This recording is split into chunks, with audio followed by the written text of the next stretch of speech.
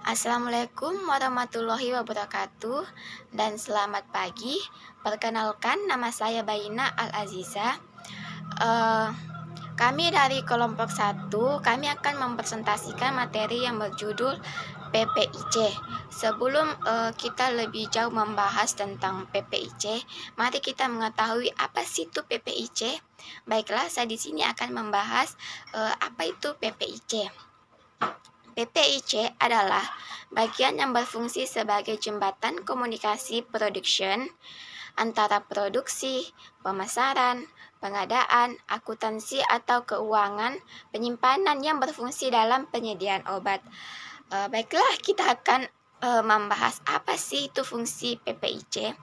PPIC berfungsi sebagai penghubung komunikasi antara produk produksi, pemasaran, pengadaan, akuntansi dalam penyediaan obat meliputi yang pertama, Production Planning Control atau PPC adalah produk untuk merencanakan dan mengendalikan aliran material yang masuk, mengalir, dan keluar dari sistem produksi sehingga permintaan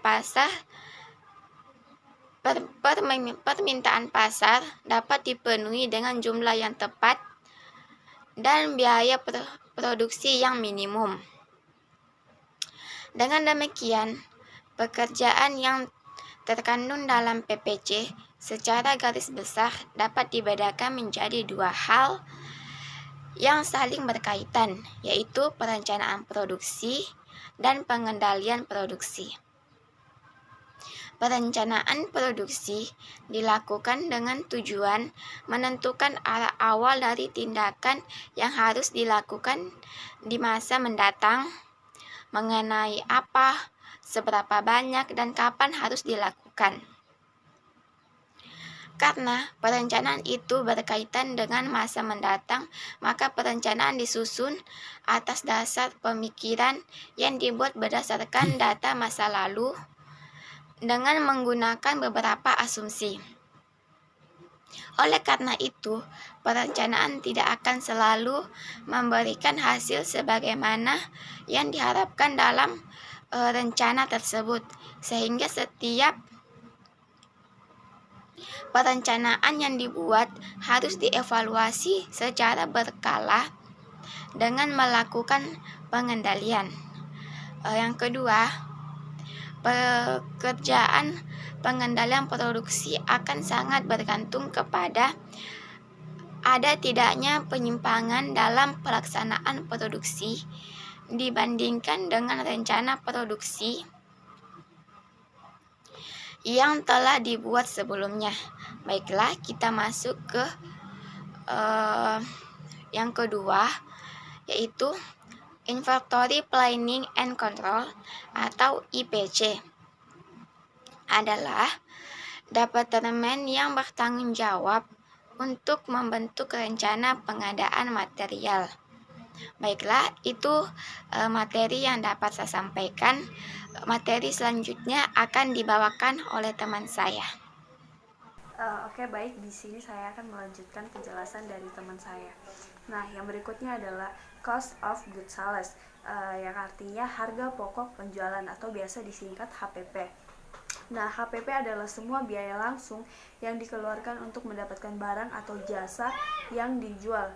Nah, manfaat HPP yang pertama dapat menentukan harga, yang kedua sebagai alat untuk memantau realisasi biaya produksi, yang ketiga membantu menghitung laba dan rugi.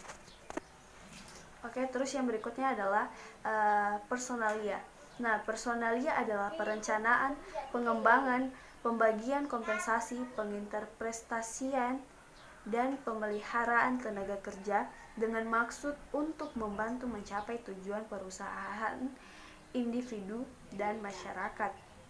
Nah, personalia adalah ilmu yang mempelajari bagaimana cara memberikan fasilitas untuk perkembangan pekerjaan dan rasa partisipasi pekerjaan dalam suatu kegiatan. Nah, tujuan manajemen personalia adalah berhubungan dengan tujuan perusahaan secara umum. Nah, hal ini dikarenakan manajemen perusahaan berusaha untuk menimbulkan efisiensi dalam bidang tenaga kerja sebagai efisiensi, keuntungan, dan kontinuitas. Nah, tujuan manajemen personalia ada dua macam, yaitu yang pertama production minded atau efisiensi dan daya guna. Terus yang kedua people minded atau kerjasama. Nah, fungsi personalia yang pertama perencanaan, berarti menentukan program personalia untuk mencapai tujuan yang telah ditetapkan. Yang kedua pengorganisasian. Nah, pengorganisasian untuk merancang susunan dari berbagai hubungan, jabatan, personalia, dan faktor-faktor fisik. Yang ketiga pengarahan, berarti mengusahakan agar karyawan bekerja sama dengan efektif. Yang keempat pengawasan, berarti mengamati dan mengoreksi apabila terjadi penyimpangan. Nah, tugas bagian personalia yang paling utama dari bagian personalia adalah menyediakan tenaga kerja dalam kualitas dan kuantitas yang dibutuhkan oleh masing-masing bagian dalam perusahaan. Ini berarti bagian personalia memberikan layanan kepada bagian lain agar lebih mudah melaksanakan tugasnya. Perkenalkan, nama saya Mita Petandean. Baiklah, saya akan melanjutkan materi dari teman saya, yaitu perencanaan dan pengendalian produksi atau production planning control. Perencanaan dan pengendalian produksi adalah suatu proses untuk merencanakan dan mengendalikan aliran material yang masuk keluar dari sistem produksi sehingga permintaan pasar dapat dipenuhi dengan jumlah yang tepat, waktu penyerahan yang tepat, dan biaya produksi yang minimum.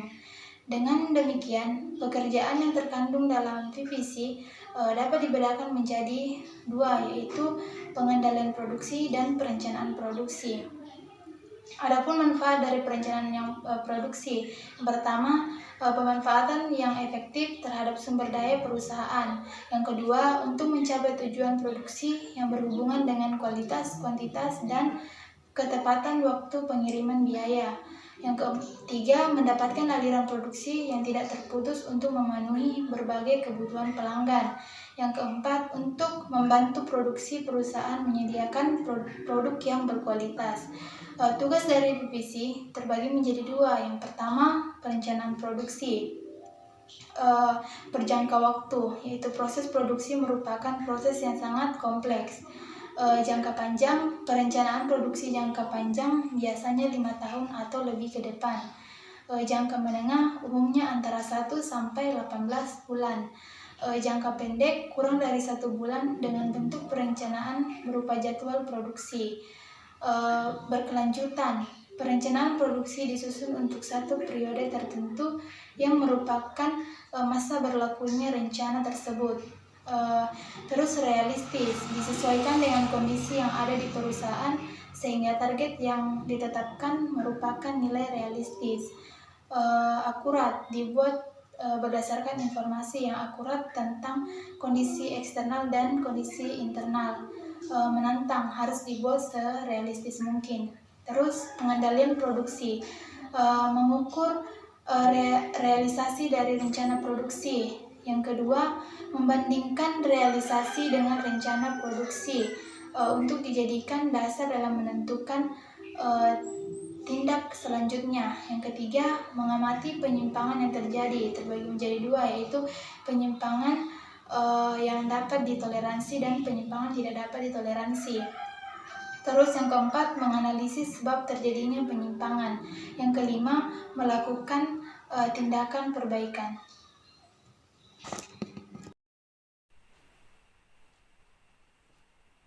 Perkenalkan, nama saya Pabela akan menjelaskan materi tentang Inventory Planning and Control atau IPC, yaitu memiliki tugas merencanakan, mengendalikan pembelian bahan baku dan bahan pengemasan, di mana IPC secara khusus bertanggung jawab untuk memantau dan mengoperasikan sistem perencanaan dan pengendalian target. Tim ini bertanggung jawab atas sistem yang akan digunakan untuk mendapatkan jumlah pesanan yang disarankan. menerapkan pemesanan otomatis, memutuskan berapa banyak persediaan untuk dibeli, dan kapan harus membawa inventaris ke jaringan target, dan kemana harus mendapatkannya.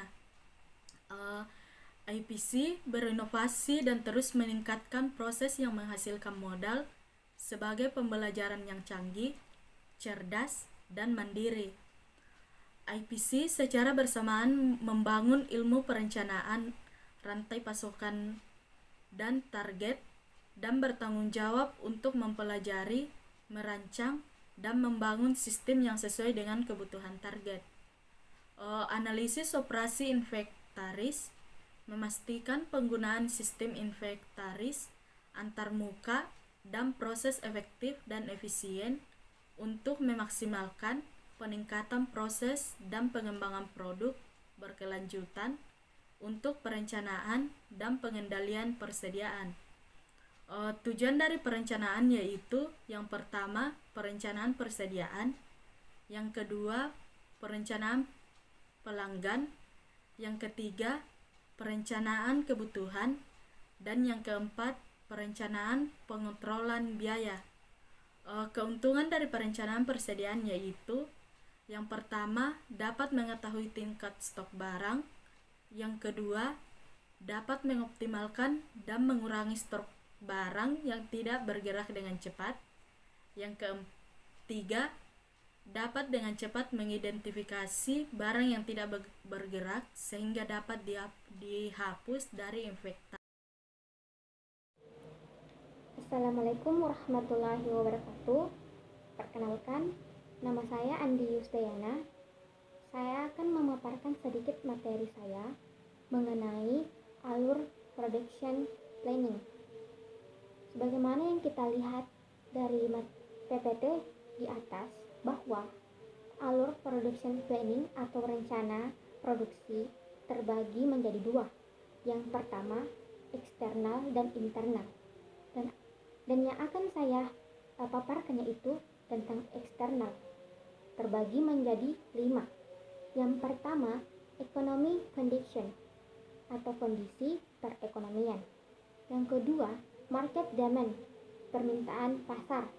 Yang ketiga, packing material availability, ketersediaan bahan kemasan. Yang keempat, competitor behavior, perilaku pesaing. Yang terakhir atau yang kelima yaitu external capacity atau kapasitas internal. Dari yang saya paparkan dari materi PPT di atas, bahwa alur production planning atau rencana produksi terbagi menjadi 5. Yang pertama, kondisi perekonomian.